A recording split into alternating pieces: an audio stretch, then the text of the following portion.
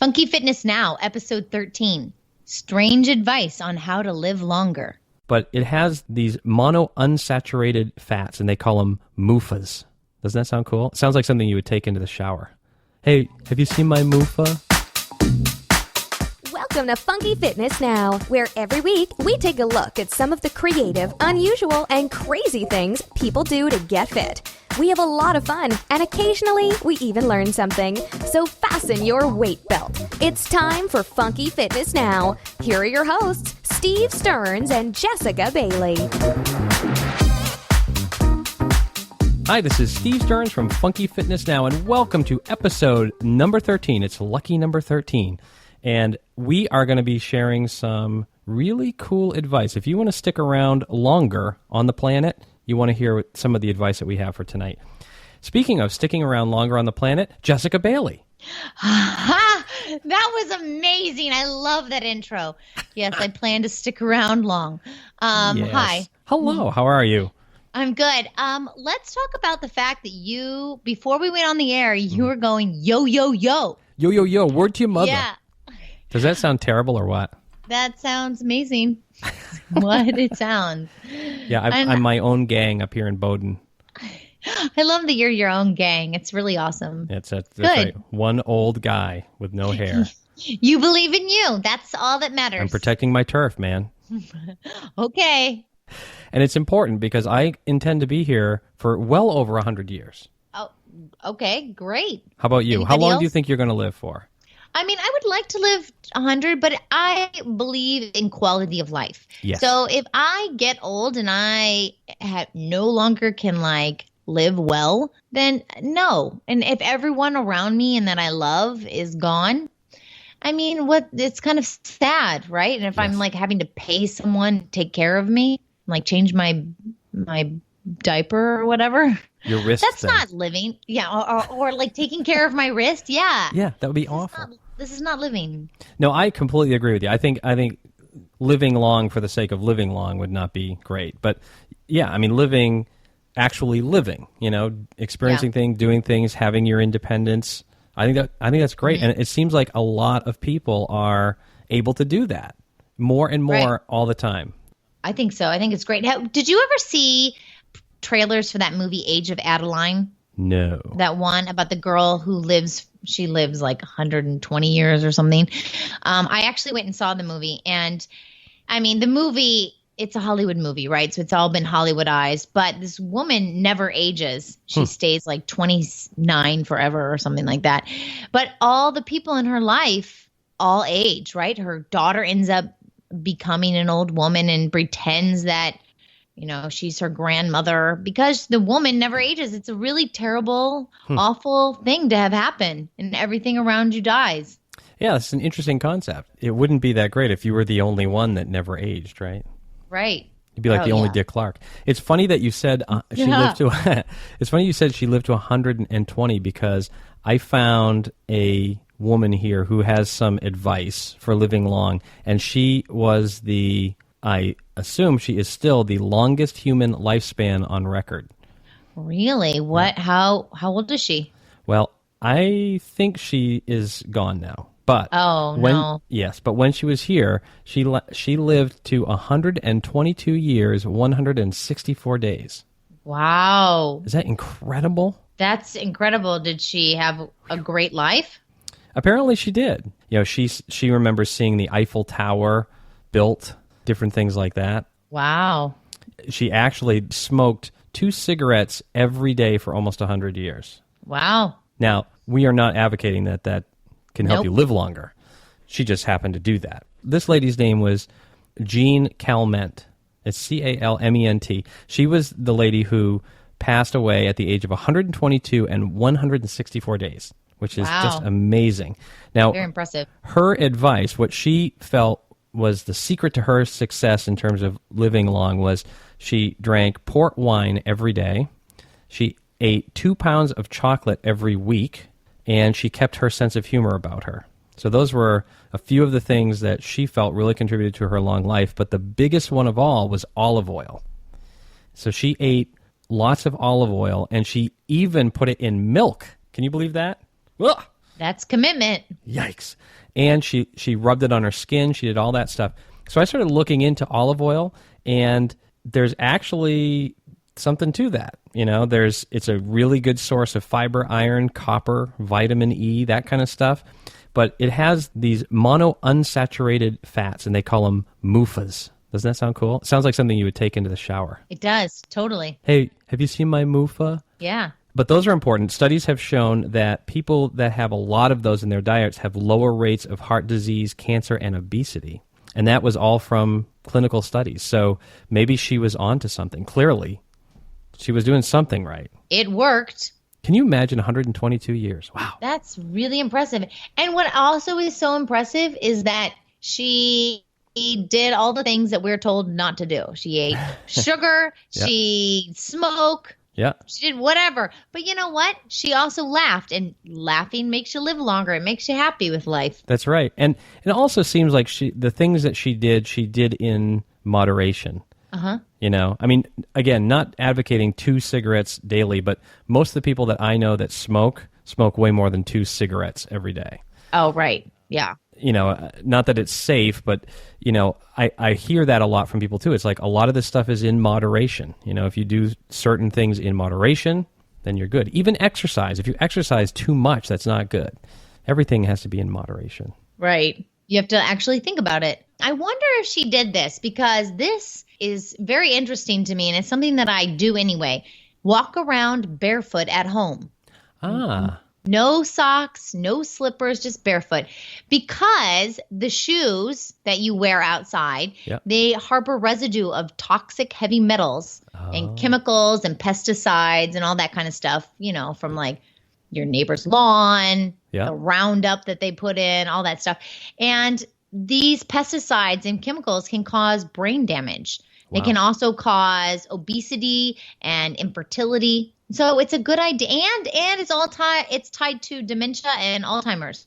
Wow. So really, the moral of the story is take off your shoes and leave them by the front door. Excellent. And that's exactly what we do too. I had no idea about the toxins and stuff, which makes a lot of sense, but I just feel more Right. comfortable. I can't wait to get out of my shoes. Ugh. I know. I can't wait to take off my shoes either. I feel like it's very un-PC to take off my shoes in a movie theater or at a restaurant, so I never do. Yeah. I just can't wait until I get home and I can take off my shoes and take off my socks and walk around barefoot. But it's actually very good for you. Yeah, absolutely. So I think that's very good advice. I like that. That's good. We have to make a whole list of these. So Yeah, and that I feel like it's very simple. yeah, Right? You can do that. Take off your shoes. sure. Why not? Okay. Everyone wants to do that anyway. Yeah, take your shoes off, live a little longer. Yeah. So here's what you can do when you take your shoes off. Go get some bacon. Okay. That's right. You heard me, bacon. So this is another piece of strange advice from somebody who has a little bit of credibility. Her name is Miss Susie Jones, Okay, Susie. and she lives in New York, and Okay. she likes to have 4 strips of bacon every day. And she is 115 years old, so she can do that if she wants to. I guess, yeah. 4 strips of bacon on a daily basis. Daily basis. Yep. And she has eggs and grits with that Wow. in the morning. Okay. That 4 strips of bacon, it's very specific. It's yes, you can't be 3 or No. 4 1/4. Right. She likes 4 her strips of 4 bacon. strips of bacon. I don't know if the quantity has anything to do with it or not, but there was something else I found out about Miss Susie Jones that might also have contributed to her long years, and that was that she never smoked, she never drank, and she did not wear makeup, ever. Wow. She never wore makeup. That's Never. really, Isn't that something? that's impressive. That is Yep. impressive. But, a lot of those, I mean, there could be some chemicals that seep in and stuff. I think those 3 things may have helped her also, along with the bacon. But I started looking at this, I'm going, okay, wait a second. Bacon? Right. But here's what I found. You're not going to believe this. There was actually a study, and it's a recent study, that suggests that niacin, which is something that is found in bacon, could actually extend your lifespan by 10% or more. Really? Yes. Interesting. And it helps lower cholesterol, and it reduces your risk of heart attack and coronary artery disease. So really what you're saying is we should eat bacon every day. I have no idea what I'm saying. No, actually, I don't know about that. I think the jury is still out on whether bacon is, that healthy or not. I have no idea. I couldn't find anything really definitive, but that study was very interesting. And they do say that niacin, which is found in bacon, is also found in some other foods that are pretty healthy too, like salmon and things like that. Oh, thank God, because I was getting worried there. I'm like, well, I don't eat meat, so what am I going to do? But it's in salmon, and I love my salmon, so There we're you good to go. go. See, you're all set there. I'm all set. I can live to 115. Yeah, maybe Susie got some extra niacin, and that kind of helped her go though. Ha ha ha.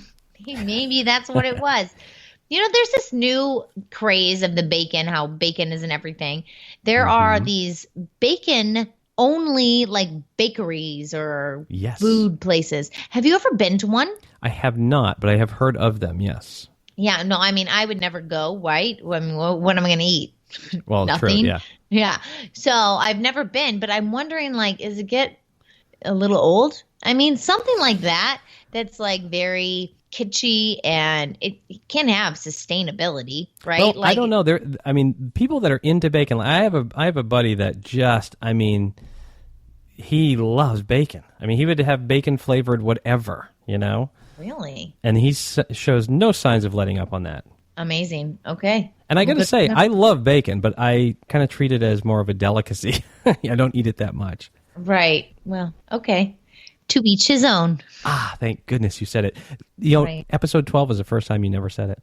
I know. It's terrible. I don't know what happened. What's wrong with me? I must have had an off day or something. It's going to be a trivia question somewhere. Okay. All right. So what do you have? What's your next one? So I'm eager. basically, you should get less sleep. What? Yeah. That seems counter to everything I've heard. It's like late night study sessions and late nights at the office might pay off in a big way. This has not been confirmed, right? It's just one study that's been done, and it was recently done like 3 years ago. So, and there's only been one study, so please take this as you will. So 8 hours of sleep at night has been long touted as the ideal amount of sleep to have. But scientists are now believing that lowering it to 6 can decrease mortality risks. Ah, interesting. And sleeping aids might actually increase your risk of death. So, you might be better off tossing and turning than popping a pill. Yes. That's interesting. I mean, I think I usually get about 6. Do you? I think so. I get 8. You get 8. I feel really good. Well, sometimes it's like 7.5, but I feel really good at 8. I even feel better at like 9 or 10, but that never happens. Yeah, I've never been able to do that. Oh, yeah.